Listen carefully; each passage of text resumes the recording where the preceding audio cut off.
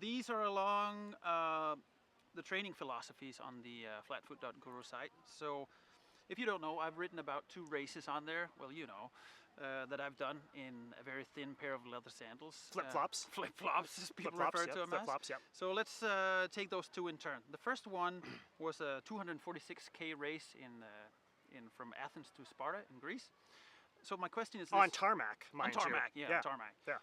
Well, not my question. The people's question. People's question. Is this. Is anyone cut out, or is everyone cut out to be able to do that extended, a distance that extended in minimalist footwear, or is that for the selected few? Because that's the flack I'm getting now. Is well, sure. it's just you're special, you're this, you're that, which I really don't think I am in that regard. You are special.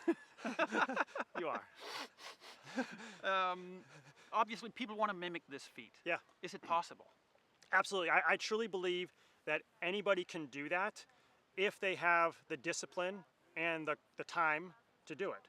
So it's both quality and the quantity to some of it. You know, so on the SockDoc site, I have an article I wrote way back called "Healthy People Equals Barefoot People," meaning if you're healthy, you're eating well, your stress levels are low, you're moving well, then you can actually go barefoot. You might not like to go barefoot. Maybe you can't go barefoot where you're working. Obviously, some places you can't. Siberia, your feet would get cold. You know, you can't be barefoot, but you should be able to go barefoot. So you're a healthy person. You eat well. Maybe not this week. There's been a few. There's been a few cheesecakes, but we'll cut that out.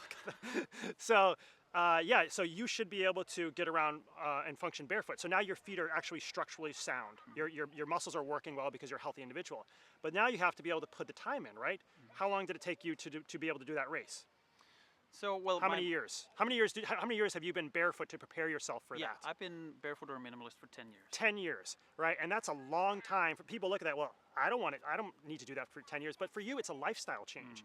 And people have to realize if they want to do that, it's a lifestyle change. They're not just training for a 5K where they say, oh, I did that, check it off the list, bucket list, and I'm going to go do something else now. You and I, we're barefoot, and we're not just barefoot right now because it's a cool thing to do, and it is a cool thing to do. It is a cool thing. It is cool, but we're actually comfortable doing it, and now we're more efficient being barefoot. So you have developed your body to do that, and most people would not put in the time and discipline to do it. And that's what you need to do. So it's more than just 10 minutes a few times a week. It's building up that time. So now you can run hours and always be barefoot and develop the structural connective tissue throughout your whole body to be able to be resilient that way. So yeah, everybody can do it. The question is, are you able to do it, and how badly do you want to do it? Do you want to put in the work? Do you want to put in the work? And if you have a predisposing health issue, maybe you wore orthotics like the other guy for most of your life. And that's going to take a long time to rehab just to get to the barefoot and then build up from there. Yeah. So you might already be starting in a hole. Like the hole. Dig yourself out. Dig yourself out, yeah. All right. So yeah. Sweet. Let's move on to the second part. So the second race I did was the sub 3-hour marathon wearing the same pair of sandals. The half marathon, you mean? The half marathon. That was a great half marathon you did. Two of those. So what people got offended by was the fact that I didn't train a lot, like volume-wise. I have perhaps a regimen of 70K a week when it's at the most. Yeah. I don't do interval work. I do. Actually, just for the record, I actually haven't even seen you work. Forget about interval work. I haven't even seen you work. That's a different story. I don't do minimal work. So no interval work. No long runs. Longest run probably the typical 20K. Yeah. But still managed to pull that off. Again, minimalist footwear, just the footwear of choice, but go in sub 3 hours. Because people were saying, well, the slow plotters doing the ultras, doing the Spartathlon, those kind of folks, they'll never be able to shift. Yeah. So that's why I did the other race. So the question here is it again possible for everyone or for anyone to do this with this training approach, going low volume, mostly aerobic, no interval work, no long runs? Yeah, absolutely. And again, I mean, the thing about you is you're always doing something. So, correct? Like even on the days you're not running, it's not like you're sitting at home on the computer all day.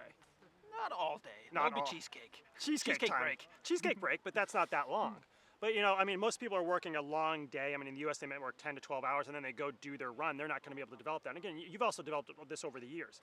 So is someone able to do that with a lower definitely intensity, because you did it mostly all aerobic, and a not high volume training? And the answer is yeah, absolutely. But again, you have to put at the time, you have to know where you're coming from. A lot of people are coming from nothing. I mean, they're coming from, today everybody wants to do an ultra. They don't even want to do a marathon anymore, or you're kind of weak. boring. It's boring. You don't want to do triathlon, you want to do an Ironman. Everybody's looking to do more and more, and their bodies aren't ready for it. People are breaking down too quickly. You know, I think you and I both say most people shouldn't be running. And here we are, runners. Why are we telling people most people are running? Because you're not ready to be running the distance you want to run right now. Yes, we mean you should be able to run, 100 meters or so, but at a good form, right? And people break down very easily. You don't break down because you have developed your body to do that. I think what people have a hard time with understanding is how can you go plodding along, aerobic training, and then shift it up and fire off on race day. That's what they don't see how that connection can be made. Well, in a marathon, most of the marathon is aerobic. Did you go anaerobic at the end of the race? Did you pick up the pace? No. Because you figured I'm under 3 hours, I'm good to go. Yeah. But you could if you wanted to, because you were burning fat the whole time. So you still have high levels of glycogen stored up, and you didn't burn up all your sugar and bonk like most people do at mile 20. Whatever that is in kilometers, I don't know. So, and most people go into the marathons and they're just always anaerobic. They've trained too hard. They've depleted their body with so many long runs going into that. I mean, you go past a 3-hour run for training, or of course a race too, but even for training, the recovery time is exponential. And I don't think people understand that. They think you do that on a Saturday, you're good to go, training hard on Monday. That takes a long time to recover. Your body really breaks down. So what you did is you spread out shorter runs, meaning shorter, like 12, 15 Ks, that sort of, but you did them more often and you were more consistent with it. And that's why I say, if you only can run, say, 3 hours a week, is running 1 hour 3 times the same as running 3 hours once? Absolutely not. The more you can do something, the more often you can do something, the better, even if the time amounts to the same. 6 times half an hour, even better. 6 times half an hour, or 12 times 15 Wait minutes. a minute. You could do 5 minutes, how many times? They get the point. Yeah, consistency. Yeah. Consistency is what it's all about. Yeah, and not taking time off. In other words, you don't train 1 week and then you have 2 weeks of family issues, work issues, and that sort of stuff. That's what really people lose the momentum. And then they want to crash for the training again. And if you're going to crash train, what do you want to do? If you really want to train, all you care about is a race, you don't care about your body, you just want to get through the race as fast as possible, don't do aerobic training. Go kill yourself and do anaerobic training. You'll pay for it after. It's not the smart thing to do, but that's what people do. Because that's what they care about, is the lovely medal around your neck at the end of the race. Yeah. How long did it take you to recover after the marathon? I don't know, a day? Yeah, 2? a day, exactly. Yeah. Sweet, good answer. I like it. Thank you.